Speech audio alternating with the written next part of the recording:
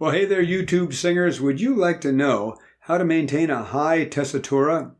That means singing in a range that really kind of lives up a little bit higher than normal. Not just singing down normally in a kind of a low register and then popping up for the odd high note. I'm talking about really sitting up there all the time. And for men, you know, that could be anything from E4, F sharp, constantly on up, like the Steve Perry ranges of Journey or Jeff Tate, Queensryche, or Brendan Urie's up there all the time as well, right? For you women, it would be like, you know, singing a lot of B flats, B's, C's on up, where you're just kind of living somewhere that isn't your chest voice. You're living in the bridge, you're living in the mix, and you've got to stay there a lot and then go up from there, very rarely going down into the chest voice where we speak and we're relatively familiar and comfortable. So maintaining a high tessitura, that's a good trick. And but as you notice, a lot of people do it. A lot of people that I react to do it. And it's kind of important to be able to do it no matter what voice category you are. So I'm going to tell you how, okay? Hi, I'm Mike Goodrich, creator of the Inner Singer podcast, Inner Singer singing programs, and all things Inner Singer. Singing is an inside job. There you go. I said it. I stand by it. So let's talk about this. So how would one sing and maintain a high tessitura? Well, the first really, really important thing is that your voice has to be kind of balanced. If you are really, really heavy at the bottom, and the only way you can get your high notes is to take the bottom and push it up, like you're pushing a heavy ball uphill or something like that, you're not going to be able to maintain a high tessitura. You might be able to yell the odd high note once in a while, but you're going to have to sit kind of down in your chest voice where you speak, because if you're trying to take that up, it's not going to work. So you've got to have a balanced voice and a coordinated voice. Your voice has to be what we call at least somewhat pretty well registrated, meaning that you're going smoothly and easily through all the registers of the voice. Kind of like the automatic transmission in a car, where you just get in, you step on the gas, you go through first, second, third, fourth, fifth, and then when you get off the freeway, you go down through 4, 3, 2, 1 without even thinking about it. It does it automatically. Automatic transmission, right? You kind of got to have a little of that going on, or at least the ability to be pretty good at shifting gears. Like, you know, if you have a standard shift where you push in the clutch and shift gears, you know, you put it in first, you push in the clutch, you drive a little, you push it in clutch, push it in second, and so on and so on and so on, right? When you're slowing down, you downshift to the appropriate gear that's appropriate for the speed that you're going. So the analogy holds, because if you're singing and you're not at the point where you've got the automatic transmission going, but you need to shift gears or consciously change registers, you have to know how to do that. You have to know how to do it easily and smoothly. And that's something that you're doing consciously, because it's not unconscious for you yet. See, when it goes into the implicit memory system in the brain, like driving for us now, you won't think about it. But while it remains in what we call the explicit memory system, you got to think about it. So you've got to be very skilled at being able to do that, because you don't want to get tricked into trying to push the bottom up. You got to be in second or third gear when you're maintaining that high tessitura. You've got to be in your mix, right? So that's the second thing. You got to be balanced and coordinated. The voice has to be registrated, because if you're not, you're going to be all over the place, and you need to pick songs that are appropriate for wherever you happen to be at the time. So now, how do you accomplish all this? Well, that's a good trick. Watch my other videos. Just kidding. I'm actually not kidding. Watch my other videos. But, you know, a lot of people, it's a little bit innate. Like one would say, well, if you hear Steve Perry when he was with Journey, like going way, way, way back, really maintained a high tessitura. It's good. It's just he's got a very, very lyric tenor. So part of that, of course, is the chord structure. You know, very, very lyric voices, like a lyric soprano or a lyric tenor, are able to maintain more easily a higher tessitura.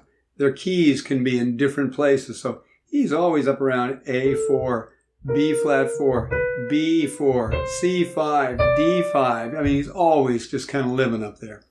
Now, the interesting thing about Jeff Tate in Queensryche is he lives up there too, very, very easily. But he's got a very rich, almost baritonal bottom too. So, one would wonder about the importance of the chord structure. Is it chord structure? Is it technique? I think it's probably both, right? Balance of resonance. It's all kinds of things, how you handle the instrument. But, I mean, we're all gifted in different ways.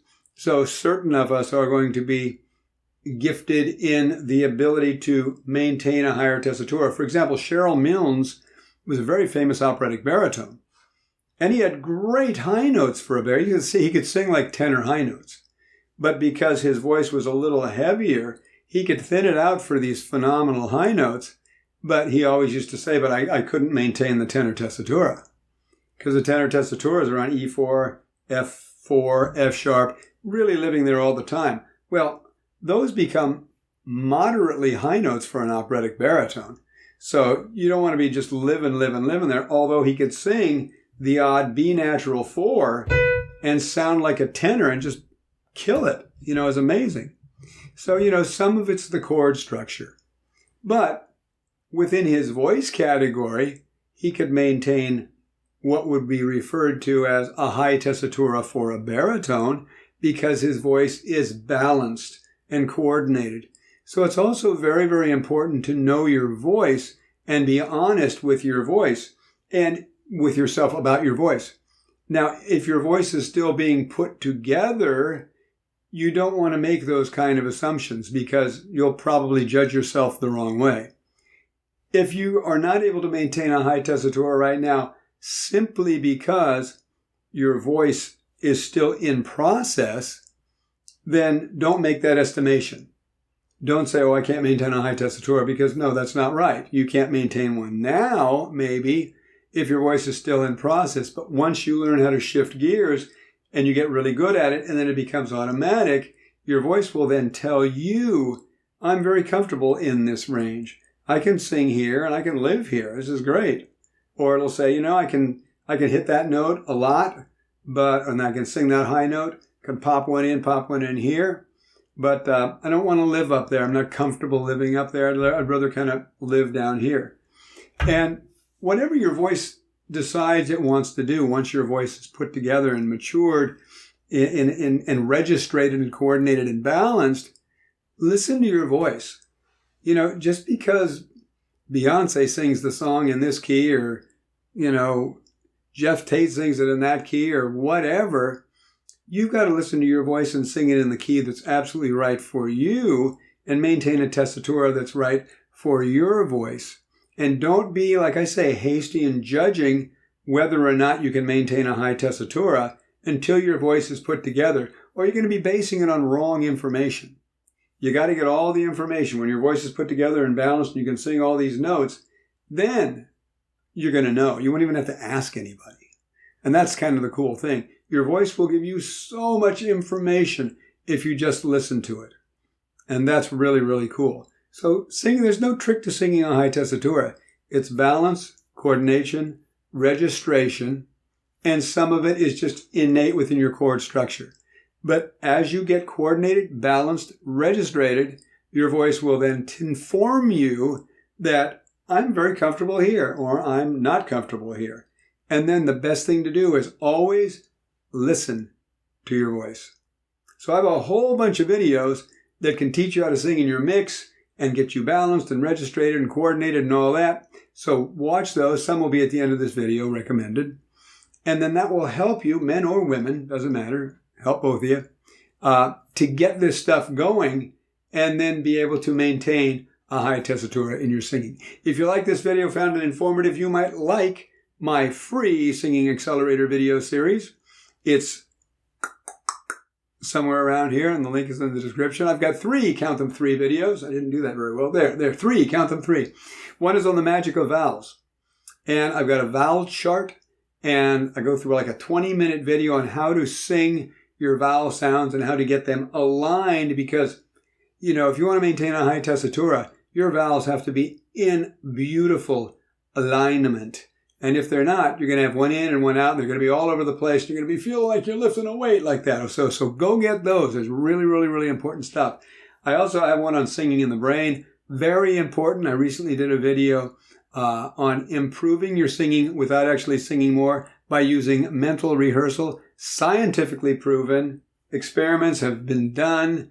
I've been doing this for many, many years. So you're going to want that video as well. So yeah, links in the description. If you would like my ebook, it's free. It's the 5 biggest mistakes singers make when singing in their mix or belting and how you can avoid them. Links in the description. If you would like my personal feedback, I have a Wisio page. It's really, really cool. You on the page actually can make a video or an audio. They will send it to me for my feedback, and I will give you feedback, and I will actually prescribe for you certain exercises and things that will help you improve.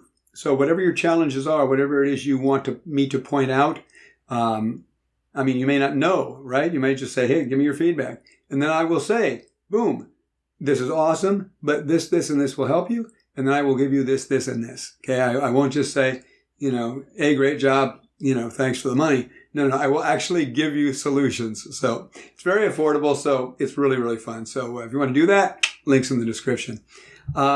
Subscribe. As of this video, I've got, 33,000 subscribers, which is awesome. Thank you so much, all you guys. So it's really, really fun to watch those go up. Hit the bell for notifications so you get notified for videos. Comment. I love your comments. I learned so much, and you tell me what you want. You tell me what you like. You tell me what you don't like. And speaking of liking, if you like this video, thumbs up. That would be awesome. And floating around here, you will find videos that are recommended that will help you balance and coordinate and registrate your voice so that you can go off yourself and sing and maintain a high tessitura. Okay? So anyway, I hope you enjoyed this as much as I enjoyed doing it for you. And I will see you, if I haven't forgot anything, I don't think I have, I will see you in the next video. Bye-bye.